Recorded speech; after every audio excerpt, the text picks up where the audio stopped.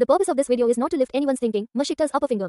No political party has been targeted through this video. Jai Hind, India. आज नहीं जागे तो ये अन्याय अत्याचार जो आज आप देख रहे हैं, आने वाले टाइम में इसको आप देख भी नहीं पाएंगे।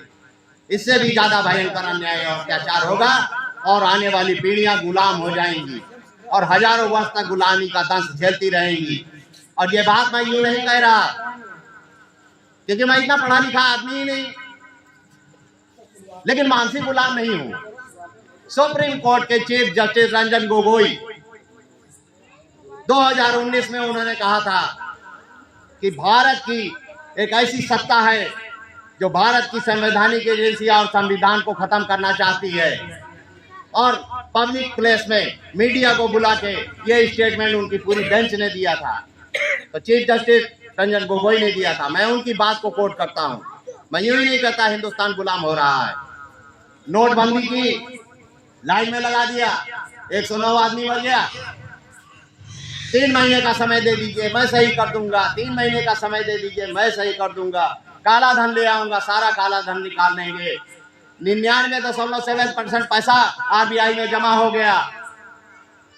उसके बाद जो इन्होंने नई करेंसी छापी, 10 लाख करोड़ रुपए लाने के लिए 26,000 करोड़ रुपए के नोटों की नई करेंसी छाप दी। 16 लाख करोड़ रुपए एक्स्ट्रा भार जो आया वो जनता के ऊपर आया। रिजल्ट क्या निकला? वो सारा पैसा स्विस बैंक में चला गया, उसका 70% पैसा लगभग स्विस बैंक में चला गया। और मैं ये यूं ही नहीं कहता कि 70% पैसा स्विस बैंक में चला गया। इनके तत्कालीन वित्त मंत्री पीयूष गोयल, अरुण जेटली थे, बीमार हो गए थे, तो कार्यभार पीयूष गोयल ने संभाला था। मीडिया को बुला के प्रेस कॉन्फ्रेंस करते हैं, कहते हैं स्विस बैंक में जो पैसा जमा है वो काला धन नहीं है, 70% नहीं गया है, 35% की बढ़ोतरी हुई है। और आप देखिए, एक कम्युनिटी पर बहुत ज्यादा अत्याचार हो रहा है, हिंदू और मुसलमान के नाम पर, जिसको हम अल्पसंख्यक कहते हैं। हमारी बेटियों के हिजाब खींचे जा रहे हैं, बच्चों के साथ मॉब लिंचिंग की घटनाएं हो रही हैं, मस्जिदें तोड़े जा रही हैं, शिक्षण संस्थान तोड़े जा रहे हैं। आप देखिए, जौहर यूनिवर्सिटी 2006 में उसकी भूमि पूजन हुआ, 2011 में जौहर यूनिवर्सिटी बनी, 2012 में जौहर यूनिवर्सिटी संचालित हुई, जो आजम खान साहब ने बनाई थी यूनिवर्सिटी।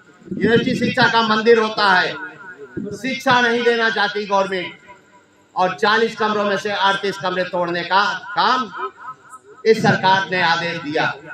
गवर्नमेंट किसकी थी? माननीय अखिलेश यादव जी की थी। अगर टेक्निकल कोई फॉल्ट थी तो 2012 में जब वो संचालित हो रही थी, तो 2012 से 2017 तक उत्तर प्रदेश में सरकार किसकी थी? समाजवादी पार्टी की सरकार थी। समाजवादी पार्टी ने उस पर ध्यान क्यों नहीं दिया? जब आजम खान साहब के ऊपर जुल्म और सितम की इंतहा हो गई, फिर भी वो चूं तक नहीं बोले।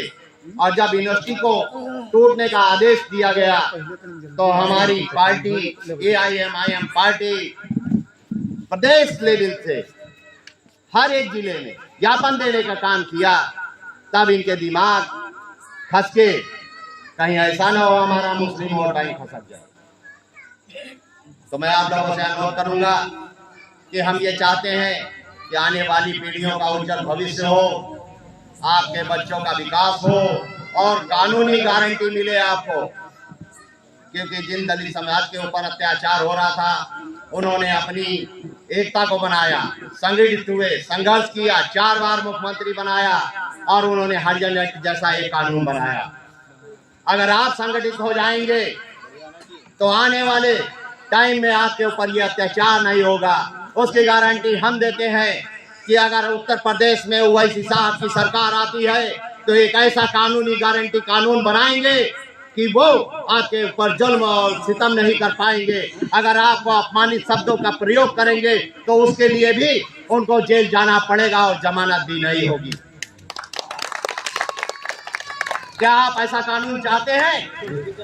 बोलिए। अगर आवाज नहीं आ रही, जोर से बोलिए, क्योंकि ये सरकार बहरी है। आज हमको भी संघर्ष करना पड़ेगा। अब इस देश में ना कोई गांधी पैदा होगा, ना कोई भगत सिंह होगा, ना नेताजी सुभाष चंद्र बोस होंगे। आप ही में से होगा कोई।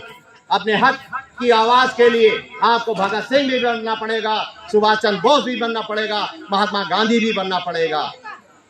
कोई नहीं आएगा। देश को अगर गुलामी से बचाना है, आने वाली पीढ़ियां ये ना कहें कि हमारे पूर्वजों ने रक्त से रंजित करके 200 वर्ष तक लड़ाई लड़के इस देश को आजादी दिलाई, लेकिन 70 साल भी उस आजादी को संभाल नहीं पाए हमारे पूर्वज, और हजारों वर्ष की गुलामी देके गए हमको। क्या ये दंश देना चाहते हैं अपने आने वाली पीढ़ियों को? आप लोग बोलिए। डरिए मत।